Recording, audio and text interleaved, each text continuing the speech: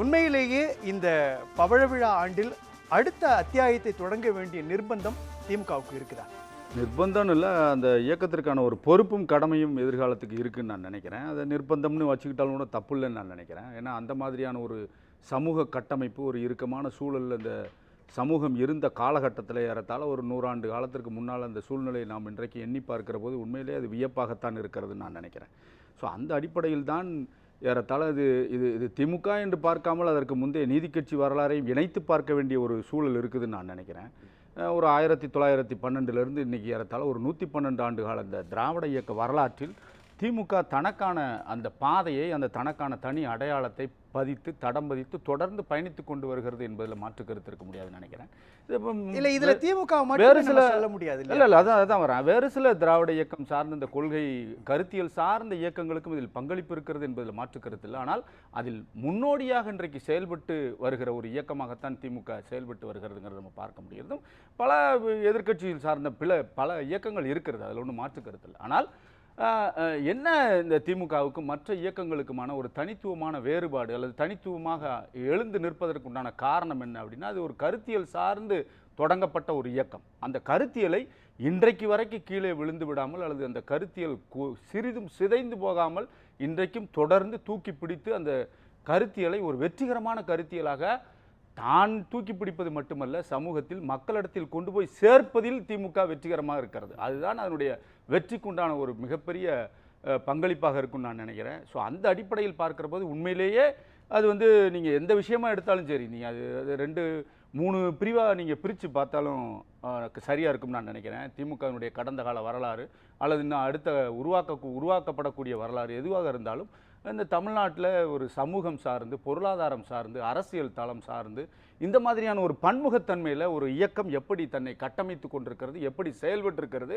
எப்படி செயல்பட்டு கொண்டு வருகிறது, இதன் அடிப்படையில் எதிர்காலத்தில் அது எப்படி செயல்பட வேண்டும், எப்படி பயணிக்க வேண்டும் என்கிற பாதையை மிக தெளிவாக அது உணரப்போய் தான் அது இன்றைக்கும் வெற்றிகரமாக ஒரு வலுவான இயக்கமாக தொடர்ந்து இயங்கி கொண்டு வருகிறது அப்படிங்கிறத பார்க்க முடியும். இது வலுவான இயக்கம் அப்படின்னா ஏறக்குறைய தமிழ்நாட்டை ஆட்சி செஞ்சதில் திமுக, அதிமுக, காங்கிரஸ் கட்சிக்கு பிறகு இந்த 2 கட்சிகள் தான் தொடர்ச்சியாக ஆட்சி செய்கிறாங்க. அப்படின்றப்போ திமுக ஆட்சிக்கு வராதுக்கு முன்னாடி சமூக கட்டமைப்பு எப்படி தான் இருந்ததோ அதே கட்டமைப்பு தான் இன்னமும் தொடருதுன்னா இது இந்த 2 திராவிட கட்சிகளுடைய தோல்வியாக பார்க்கக்கூடிய ஒரு பார்வையும் சமூகத்தில் இன்னைக்கு எழுந்திருக்கு இல்லையா? இதை உடைக்க வேண்டிய தேவை இருக்குது. திராவிட இயக்கம் வருவதற்கு முன்னாடி இருந்த சூழ்நிலையும் திராவிட இயக்கத்தினுடைய வருகைக்கு பின்னால், இன்னும் குறிப்பாக சொல்ல போனால் திராவிட இயக்கங்களுடைய கைகளில் ஆட்சி அதிகாரம் வந்த பிறகு, அரசியல் அதிகாரம் வந்த பிறகு இந்த சமூகத்தில், இந்த மண்ணில், தமிழர்களுடைய வாழ்வியலில் என்ன மாதிரியான மாற்றங்கள் சமூக ரீதியாக, பொருளாதார ரீதியாக, அரசியல் ரீதியாக, வாழ்வியல் ரீதியாக ஏற்பட்டிருக்கிறது என்பதை வரலாற்றை பின்னோக்கி பார்த்தால்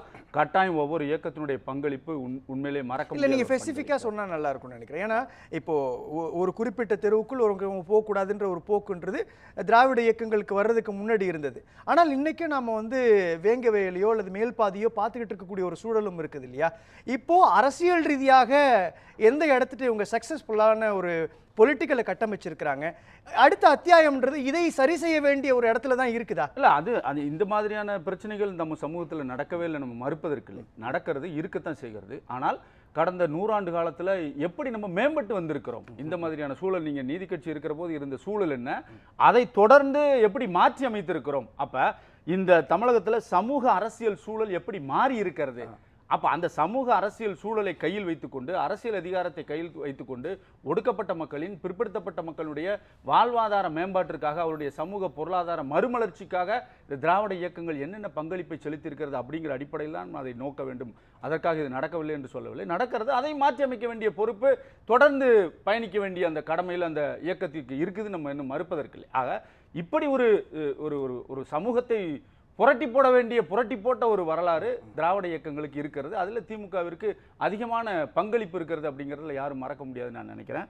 குறிப்பாக அது கொள்கையாக இருந்தாலும் சரி, கருத்தியலாக இருந்தாலும் சரி, கோட்பாடாக இருந்தாலும் சரி, மாநில உரிமை, மாநில சுயாட்சி, இப்படி எண்ணற்ற விஷயங்களை நம்ம பேச முடியும். அப்போ ஒவ்வொரு தளத்திலும் அன்றைக்கு இருந்த அரசியல் சூழலை கருத்தில் கொண்டு, அன்றைக்கு இருந்த சமூக சூழலை கருத்தில் கொண்டு இயக்கம் என்ன மாதிரியான முடிவுகளை எடுத்திருக்கிறது, அந்த இயக்கம் எடுத்த முடிவு என்ன மாதிரியான விளைவுகளை சமூகத்தில் ஏற்படுத்தி இருக்கிறது. அந்த இல்ல, விளைவுகள் அதன் மேல தான் எனக்கு ஒரு கேள்வி வருது பேராசிரியர். நீங்க வந்து அரசியலை ரொம்ப நுணுகி பார்க்கக்கூடிய ஒரு பேராசிரியர். நான் கேட்கிறேன், இன்னமும் நம்ம வந்து வடக்கு வாழ்கிறது தெற்கு தேய்கிறதுன்னு பேசுறதோ, அல்லது மாநிலங்களினுடைய உரிமையை மத்தியில் ஆட்சி செய்யக்கூடியவங்க பறிக்கிறாங்கன்னு சொல்றதோ, மாநிலங்களை ஒரு ஏவல் துறையாக மட்டுமே அவங்க பார்க்கறாங்க அப்படின்ற பார்வைன்றது இருக்கு இல்லையா?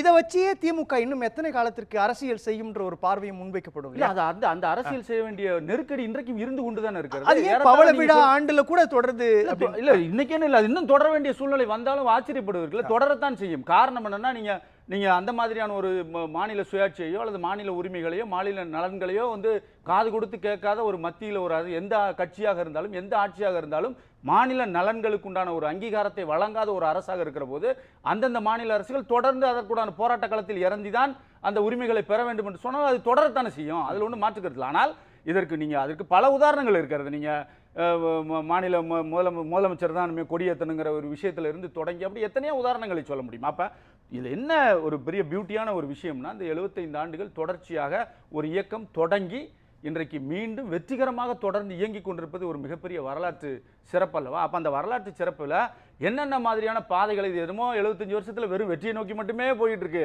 அப்படி அல்ல. இது இப்ப திமுக பார்க்காத ஏற்ற இறக்கங்கள் அல்ல, அல்லது இன்னும் எத்தனையோ இழப்புகளை தாண்டித்தான் அது இந்த காலத்தை எல்லாம் கடந்து, இந்த சிக்கல்களை எல்லாம் கடந்து, நெருக்கடிகள் எல்லாம் கடந்துதான் இன்றைக்கு இந்த மாதிரியான ஒரு சூழ்நிலை. இன்னைக்கு திமுக முன்னாடி இருக்கக்கூடிய சவால் என்ன நினைக்கிறீங்க? இன்னைக்கு இருக்கக்கூடிய சவால்கள் அப்படிங்கும்போது நீங்க சமூகம் சார்ந்தும் பொருளாதாரம் சார்ந்தும் ஓரளவுக்கு நல்ல மாதிரியான ஒரு திட்டங்களை வந்து கொடுக்கிற ஒரு சூழ்நிலை இருக்கிறத நம்ம பார்க்க முடிகிறது. குறிப்பாக பெண் உரிமைகள் மீட்பாக இருக்கட்டும் அல்லது பெண்களுக்கான நலன்களை வழங்குவத திட்டங்களாக இருக்கட்டும், அது வரிசையாக இருக்குது. இப்போ நீங்கள் புதுமை பெண் அது மாதிரியான திட்டங்கள் நலத்திட்டங்களை கொடுப்பதில் ஒன்று மாற்றுக்கிறது. ஆனால் தொடர்ச்சியாக இந்த விஷயங்களை இன்னும் அடுத்தடுத்த தலைமுறைகளுக்கு எடுத்து கடத்தி கொண்டு செல்ல வேண்டிய ஒரு மிகப்பெரிய மாபெரும் பொறுப்பு இன்றைக்கு இருக்கிறது. அண்ணா தொடங்கிய அந்த பொறுப்பு இன்றைக்கு முதலமைச்சர் ஸ்டாலின் வரைக்கும் இன்றைக்கு நின்று இருக்கிறது. இது முதலமைச்சர் ஸ்டாலினோடு ஒரு நின்றுவிடாத ஒரு சூழல்ல தொடர்ச்சியாக பயணிக்க வேண்டிய சூழல் இருக்கிறது. இயல்பாவே ஒரு கேள்வி வருது. 2021 சட்டமன்ற தேர்தல் முடிந்து திமுக ஆட்சி பொறுப்பேற்கிறப்போ ஒரு பெரிய எதிர்பார்ப்பு ஒன்று எழுந்தது. திமுக அரசாங்கம் அமைத்த குழுக்களினுடைய பங்களிப்புன்றது ரொம்ப முக்கியமா பார்த்தாங்க. பொருளாதாரத்துக்கான கட்டமைப்புக்காக ஒரு குழு அமைச்சாங்க. ரிசர்வ் வங்கியினுடைய ஓய்வு பெற்ற ஆளுநர் ரகுராம் ராஜன் உள்ளிட்ட பல முக்கியமான நபர்கள் எல்லாம் அந்த குழுவில் இருந்தாங்க. அந்த குழு தமிழ்நாட்டினுடைய மேம்பாட்டுக்கான ஒரு பொருளாதார ஆலோசனையை வழங்கும்னு சொல்லுவாங்க.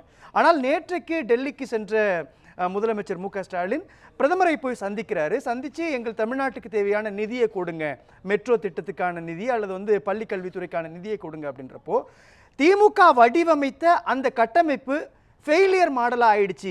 மீண்டும் நம்ம வந்து மத்திய அரசினுடைய தயவை நோக்கி பயணிக்க வேண்டிய கட்டாயம் இருக்குன்றது ஒரு சூழல் இருக்கு இல்லையா? இது ஒரு பெரிய சவாலா தானே? அது ஒரு சவால் தான். நிதி வந்து இன்னைக்குன்னு இல்லைங்க, அது மத்திய அரசுக்கு மாநில அரசுக்கு நிதி பிரச்சனை இன்னைக்கு நேரத்தில் இல்லை. அது நிதி சார்ந்தும் நிர்வாகம் சார்ந்தும் இது தொடர்ச்சியாக வரக்கூடிய சிக்கல்.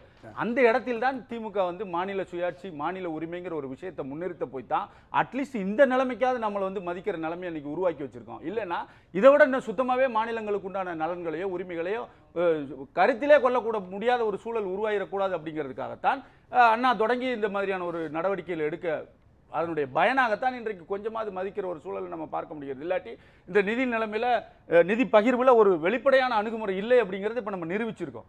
இது ஒரு பெரிய சவாலா மாறும். சவாலா இருக்கதான் செய்யும். அப்ப அந்த சவாலை எதிர்கொள்ள வேண்டிய அல்லது சமாளிக்க வேண்டிய பொறுப்பு அது திமுக மட்டுமல்லாமல் எந்த மாநில கட்சி ஆட்சி அதிகாரத்தில் இருக்கிறதோ கட்டாயம் அதுக்கு இருக்கும். அதுல ஒன்றும் மாற்றுக்கிறது இல்லை. ஆனால் இதை ஒருபடி மேலாக போய் திமுக எதிர்கொள்கிறது. அதைத்தான் நம்ம பார்க்கணும். இந்த இடத்துல ஒரு எனக்கு புரியுது. இந்த இடத்துல ஒரு கேள்வி இயல்பாவே வருது.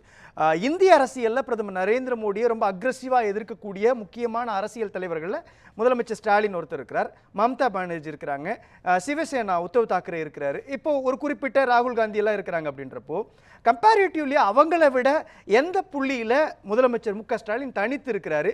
மத்திய அரசையோ மத்திய அரசினுடைய கொள்கைகளையோ மாநில உரிமை சார்ந்து மத்திய அரசு கொண்டு வர திட்டங்களுக்கு எதிரான ஒரு ஆல்டர்னேட்டிவ் பாலிடிக்ஸை ஸ்டாலின் எங்க மாற்றா வைக்கிறாரு? அது என்ன சவால்களை திமுக உருவாக்குது? இதுல ரெண்டு விஷயம்ங்க. மத்தியில் இருக்கிறது வந்து கருத்தியல் சார்ந்து முழுவதுமாக வேறுபட்ட ஒரு இயக்கம் ஆட்சி நடைபெற்று கொண்டுகள். நீங்க சொல்வது போல எதிர்க்கட்சி எங்கெங்க மாநிலங்கள் எல்லாம் ஆட்சி அதிகாரத்தில் இருக்கிறது அவங்களுடைய கருத்தியல் முற்றிலும் வேறாக இருக்கிறது. இப்ப திமுகவினுடைய கருத்தியல் வேற எங்கே இருப்பதற்குண்டான வாய்ப்புகள் மிக குறைவு. ஆனால் இங்கே உருவாக்கப்படுகிற திட்டங்களையும் நல பிரச்சனைகளையும் நம்ம எல்லாரும் ஃபாலோ பண்றதுக்கு உண்டான ஒரு சூழல் இன்றைக்கு உருவாகி இருக்கிறது. நீங்க பாத்தீங்கன்னா தெரியும். அப்ப கருத்தியல் ரீதியிலாக வேறுபட்ட ரெண்டு இயக்கங்கள் ஒன்று மத்தியிலும் இன்னொன்று மாநிலத்திலும் இருக்கிற போது மோதல் போக்கோ அல்லது வேறுபாடோ வருவது இயல்பு தானே. அப்போ அந்த இயல்பை அந்த வேறுபாடு வருகிற போது ஒரு மாநிலத்தில் ஆட்சி கட்டில் இருக்கக்கூடிய ஒரு கட்சி ஒரு இயக்கம் அந்த விஷயத்தை எப்படி கையாளுகிறது என்பதுதான் முக்கியமான விஷயம். அப்போ ஒன்று நீங்கள் கையாண்டாலும் நீங்கள் அணுகுமுறையை வந்து ஸ்மூத்தாக வச்சுருந்தாலும் நான் கொடுக்க மாட்டேன், நான் போராட்ட காலத்தில் இறங்கக்கூடிய ஒரு சூழ்நிலைக்கு வந்தாலும் நான் கொடுக்க மாட்டேன். அப்படிங்கும்போது அது ஒரு மோதல் போக்கு இருந்தாலும் நீங்க சில நேரங்களில் கதவுகளை தட்ட வேண்டிய சூழ்நிலை வருது. இந்த இடத்துல ஒரு பிரச்சனை வருது இல்லையா? கொள்கை ரீதியாக நாங்க பாஜகவை மத்திய அரசை எதிர்ப்போம், ஆனா நிர்வாக ரீதியாக ஒத்துழைப்போடு செயல்படுவோன்றப்போ கொள்கை ரீதியான எதிர்ப்புன்றதும் நிர்வாக ரீதியிலான ஒத்துழைப்புன்றதும் வெகுஜன மக்கள் மத்தியில திமுக வந்து ஒருபடி கீழே இறங்கிட்டாங்கன்ற பார்வை வெகுஜன அப்படி இல்லை. அதான் அது ரெண்டுக்கும் உண்டான வேறுபாடை நம்ம சரியா புரிஞ்சுக்கணும். ஒன்று அரசியல் ரீதியிலான ஒரு வேறுபாடு, இன்னொன்று கொள்கை ரீதியிலான வேறுபாடு, இன்னொன்று நிர்வாகம் ரீதியிலான வேறுபாடு. ஒரு ஒரு அரசாக திமுக எப்படி செயல்படுகிறது அப்படிங்கிறத பார்க்கணும், ஒரு அரசியல் கட்சியாக திமுக கொள்கை சார்ந்து எப்படி இயங்குகிறது அப்படிங்கிறத பார்க்கணும். அதே மாதிரி தான் மத்தியிலும் பாஜக கொள்கை சார்ந்து எப்படி இயங்குகிறது, முடிவுகள் எடுக்கிறது, மத்திய அரசாக மாநிலங்களை எப்படி வழி நடத்துகிறது அப்படிங்கிறதையும் பார்க்கணும். அப்போ அந்த ரெண்டுக்கு இடையில நிறைய வேறுபாடுகள் இருக்கிறது. மத்தியில் எந்த கட்சி ஆட்சியில் இருந்தாலும் இது மாதிரியான சூழ்நிலைகளை நாம வந்து பார்த்துருக்கிறோம். அதன் அடிப்படையில் தான் திமுக காய்களை நகர்த்தி கொண்டு முடிவுகளை இருப்பதாக நான் நினைக்கிறேன். பேசலாம்.